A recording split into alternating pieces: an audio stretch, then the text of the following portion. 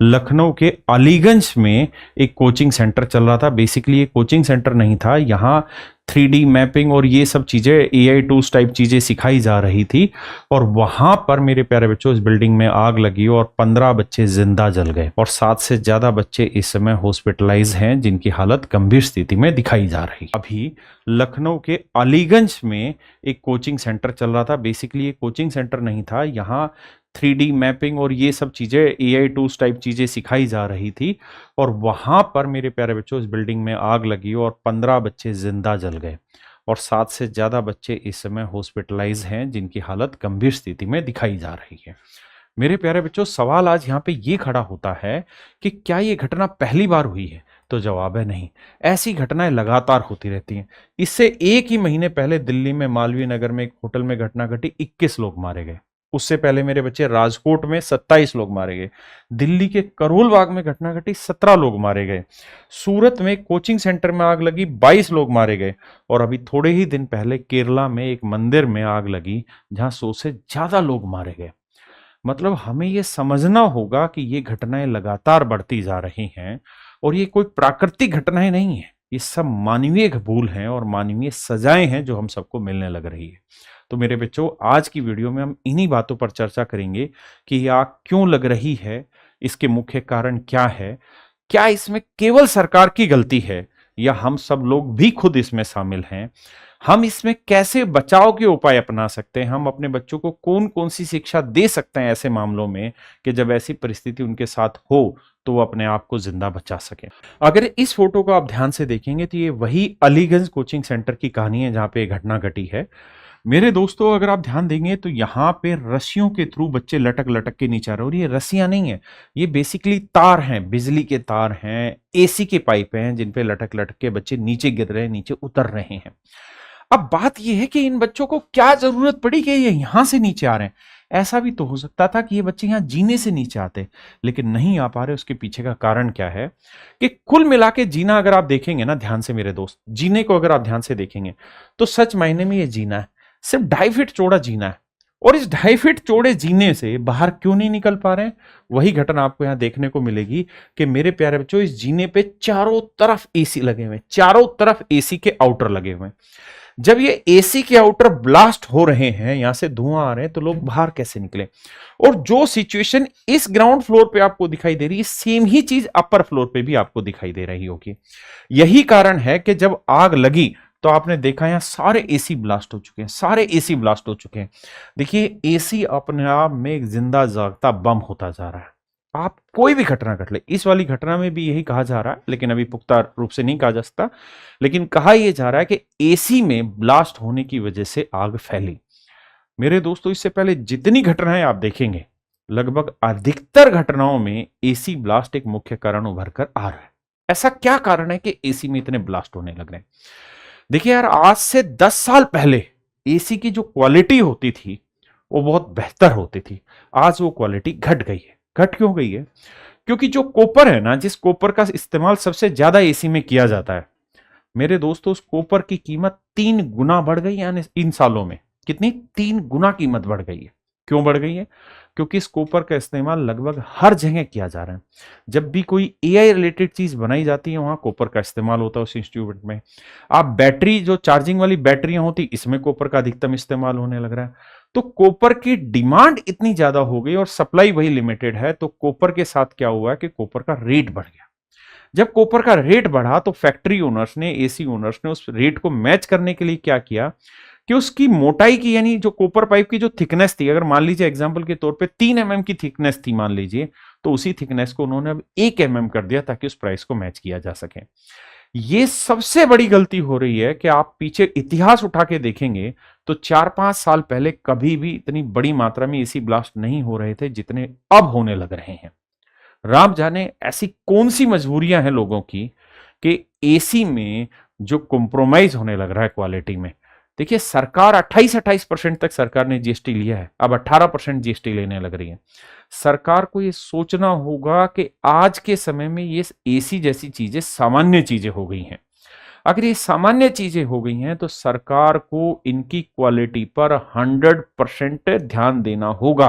हो क्यों रहा है कि ये एसी इतने सारे जीने में क्यों लगे हुए? देखिए उसका कारण है, आज के समय में जितनी भी बिल्डिंग आप देखेंगे, पहली बात तो ये एक रेजिडेंशियल बिल्डिंग थी, ये एक रेजिडेंशियल बिल्डिंग थी, रेजिडेंशियली इसका नक्शा पास हुआ था, बकायदा अधिकारियों ने इसका नक्शा रेजिडेंशियल पास किया, फिर 2014 या 16 में मैंने पढ़ा कि इसके ऊपर कार्रवाई की गई, लेकिन बाद में कोर्ट के थ्रू इसको अप्रूवल आगे मिल गया, या जो भी प्रोसेस हुआ उसमें आगे बढ़ते चले गए।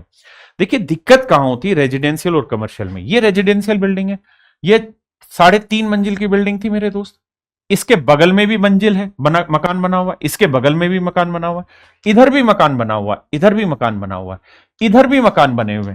यानी इस बिल्डिंग में केवल और केवल फ्रंट ही एक ऐसा पोर्शन है मेरे प्यारे बच्चों, जहां से जो गर्म हवा है वो बाहर निकल सकती है। मेरे प्यारे बच्चों ये है इसका फ्रंट एलिवेशन। अब आप गौर से देखिए और ये बताइए, इस वाले फ्रंट एलिवेशन में कहीं कोई आपको विंडो दिखाई दे रही है, कोई ऐसी जगह दिखाई दे रही है जहां से आग का धुआं बाहर चला जाए, या कोई घटना घटित हो जाए तो अंदर के आदमी बाहर कूद पाए? तो जवाब है कोई भी ऐसी चीजें नहीं है। बल्कि यहां पे ध्यान से देखोगे तो इनके ब्रांड लगे हुए हैं, और ये भी आजकल इलेक्ट्रॉनिक बोर्ड्स होते हैं। और जो ये यहां पे जो ये लगा होता है ना मेरे बच्चे बोर्ड, इसके ऊपर कपड़ा होता है, और ये कपड़ा तुरंत की तुरंत आग पकड़ जाता है। जैसे यहां देखेंगे तो तुरंत तुरंत आग पकड़ गया, सबसे पहले यही तुरंत की तुरंत आग पकड़ा। यहां जब हीट बहुत भयंकर लेवल पे चली जाती है तो ये कांच पिघलने शुरू होते हैं, अदरवाइज ये इतने मोटे कांच होते हैं कि आदमी के तोड़ने से कांच टूटते नहीं है। तो सबसे बड़ी गलती ये होती है कि जब सिंगल साइड की बिल्डिंग होती है, यानी एक ही तरफ उसका फ्रंट हो और बाकी साइड में पूरी तरह बाकी बिल्डिंगों से पैक हो, तो सबसे बड़ी समस्या होती है कि एग्जॉस्ट पाइपें कहां लगाई जाए, एग्जॉस्ट एसी कहां लगाया जाए।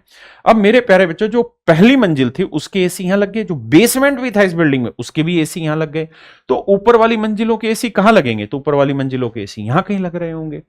तो सबसे बड़ी दिक्कत जो होती है सिंगल साइड बिल्डिंगों में, वो यही होती है कि यहां पे एग्जॉस्ट पाइप कहीं पे भी एक्टिव नहीं होते, और जो फ्रंट एलिवेशन होता है आदमी उसका मैक्सिमम यूज करने की कोशिश करता है, और वो चाहता है कि मैं मैक्सिमम यहां ब्रांडिंग अपनी कर पाऊं। और यही ब्रांडिंग, यही चाहत कहीं ना कहीं लोगों की जिंदगी के साथ बहुत बड़ा खिलवाड़ हो रहा है। मैं आपको बताऊंगा कि ऐसी सिचुएशन में भी बच्चों के पास बचने के क्या क्या उपाय हैं, लेकिन ये कुछ चीजें हैं। आप देखिए कि कैसे बच्चे एसी की पाइपों से या तारों से पकड़ पकड़ के नीचे उतर रहे हैं। मेरे दोस्तों, सिंगल साइड बिल्डिंग का नुकसान ये है कि आग फ्रंट पे लग गई तो अंदर से फायर ब्रिगेड को, आगे से फ्रंट फायर ब्रिगेड को जाके बचाने का कोई मौका नहीं। अब यहां देखिए, यहां बगल वाली बिल्डिंग से इस बिल्डिंग की दीवार तोड़ी गई, और यहां से फिर लाशें निकाली गई हैं मेरे बच्चे, यहां से लाशें निकाली गई हैं। आप समझ पा रहे मेरी बात? तो सिंगल साइड बिल्डिंग में फायर ब्रिगेड को भी बचाने का कोई उपाय ही नहीं है, जबकि बकायदा नॉर्म्स से अगर कोई बिल्डिंग बनती है तो बिल्डिंग के नॉर्म्स में लिखा रहता है कि आपको फ्रंट में इतना हिस्सा बिना कंस्ट्रक्शन के छोड़ना होता है। लेकिन होता क्या है कि रेजिडेंशियल बिल्डिंग है, रेजिडेंशियल बिल्डिंग में कमर्शियल काम होने लग रहा है। जब रेजिडेंशियल बिल्डिंग होती है ना, तो उसमें जो इलेक्ट्रॉनिक वायर होती है, इलेक्ट्रिक जो वायर होती है, उसकी जो कैपेसिटी होती है, उसकी जो क्वालिटी होती है, वो उतनी हैवी नहीं होती जितनी कमर्शियल में होती है। और कमर्शियल में चूंकि एसी का लोड बहुत हैवी हो जाता है, तो ऐसी वायर उस लोड को बियर नहीं कर पाती, और बहुत बार शॉर्ट सर्किट भी हो जाते हैं मेरे दोस्तों। इसी बिल्डिंग के बेसमेंट में 30 से ज्यादा जानवर रखे हुए थे, 12 से ज्यादा तो बिल्लियां थी, कुत्ते थे, पिल्ले थे। अब आप समझिए जानवरों के साथ क्या होगा। और इसी घटना को ध्यान में मत रखना, आप ये देखना, इसे थोड़े ही दिन पहले मुखर्जी नगर में घटना घटी। क्यों घटी? क्योंकि ये मुखर्जी नगर में बिल्डिंग के अंदर एंट्री करने का एक गेट था, जिसकी टोटल ही चौड़ाई मात्र 2.5 फीट चौड़ाई है। अब 2.5 फीट चौड़ाई में आप जा रहे हैं, और ये देखिए बिजली के मीटर 1 2 3 4 5 6 7 8 15 20 मीटर लगे हुए इस दीवार पे। जब इन मीटरों में ब्लास्ट होता है, तो ब्लास्ट होने के बाद की सिचुएशन आप समझ भी नहीं सकते क्या होगा। ये उसी मुखर्जी नगर की बिल्डिंग के बाहर का सीन है। आप देखिए कितने तारों का जंजाल बना हुआ, कितने तारों का जंजाल बना हुआ है। अगर यहां कोई भी घटना घटित होगी तो आपको लगता है कि यहां से फायर ब्रिगेड कोई काम कर पाएगी, या किसी तरीके से कोई सर्वाइवल मोड किया जा सकता है यहां पे? तो मेरे दोस्तों, यहां पेरेंट्स को भी जागरूक होना पड़ेगा कि जब हम किसी बच्चे को कोचिंग पर छोड़कर आ रहे हैं तो ये जरूर देखें कि क्या उस कोचिंग सेंटर के क्लासेस की हालात इस तरीके की है कि वहां अगर ऐसी कोई घटना घटित हो जाए तो बच्चों का जिंदगी के साथ खिलवाड़ ना हो। मेरे दोस्तों, हर कदम पर हमें सजग होने की जरूरत है। अब आप ये देखिए मेरे प्यारे बच्चों, ये अभी थोड़े ही दिन पहले पिछले साल बरसातों में राजेंद्र नगर में जो कोचिंग सेंटर था, उस कोचिंग सेंटर में नीचे लाइब्रेरी बनी हुई थी और उसी लाइब्रेरी में ये पानी नीचे घुस गया, रोड का पानी नीचे घुस गया और बायोमेट्रिक डोर लगे हुए हैं। इस वाली कहानी में भी सेम ही कहानी थी, इस वाली बिल्डिंग में भी सेम ही कहानी थी। यहां एंट्री के लिए एक बहुत हैवी दरवाजा लगा हुआ था और वो हैवी दरवाजा बायोमेट्रिक से कनेक्ट था, यानी आप अपना अंगूठा लगाएंगे तो ये दरवाजा खुलेगा, नहीं तो दरवाजा नहीं खुलेगा। और जब बहुत तेजी से आग फैलती है तो मेरे बच्चे सारे इलेक्ट्रॉनिक उपकरण जो होते हैं फेल हो जाते हैं, वो बायोमेट्रिक लेते नहीं है, और जब बायोमेट्रिक नहीं लेते हैं तो ये दरवाजा खुलता नहीं है। दरवाजा खुलता नहीं है, बच्चे 2-3 बार कोशिश करते हैं, उसके बाद इतनी धुआं आ रही होती है कि उसके बाद उसके पास कोशिश करने का भी रास्ता नहीं होता और ये दरवाजे लॉक हो जाते हैं। यही सेम घटना मेरे प्यारे बच्चों आप ध्यान से देखेंगे तो राजेंद्र नगर पैलेस में भी यही घटना हुई थी, दिल्ली में राजेंद्र नगर में, जब कोचिंग सेंटर के बेसमेंट में पानी भर गया और बायोमेट्रिक दरवाजा होने की वजह से दरवाजा लॉक हो गया, बच्चे अंदर ही जिंदा पानी में दम घुटने की वजह से मर गए। मतलब ऐसा नहीं है कि यह घटना कोई पहली बार घटना है और सरकार को पता ना चला हो। सरकार को ऐसे हजारों केसेस पहले से एग्जाम्पल उनके पास है, और ऐसा भी बिल्कुल जरूरी नहीं है कि जब घटना हो तभी सरकार जागे और 5 दिन में सब तहस नहस करके बंद कर दे और उसका 6ठे दिन से फिर टेबल के नीचे रिश्वत लेनी शुरू हो जाए और फिर सारे काम हो जाए। आप बिहार में किसी दिन जाकर देखिए कोचिंग सेंटरों की हालत क्या हो रखी है। अगर वहां कोई घटना घटित हो गई ना, तो मैं बिहार सरकार को खुल के यहां से चेतावनी भी दे रहा हूं, अगर ऐसी घटना वहां घटित हो गई ना तो वहां संख्या सैकड़ों में नहीं होगी, ये ध्यान रखिए।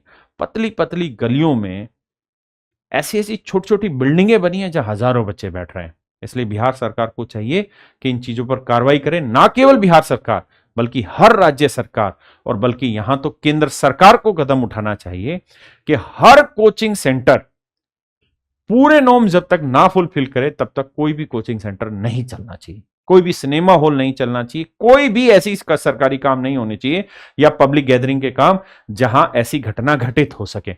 अब आप देखिए ये घटनाएं कितनी बार हो चुकी हैं लेकिन फिर भी लोग नहीं जाग रहे।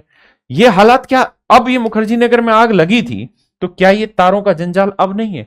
अब भी ये जाल सेम है, अब भी ये जाल सेम है। क्या सरकार ने हर कमर्शियल बिल्डिंग के बिजली के मीटर बाहर निकाल दिए?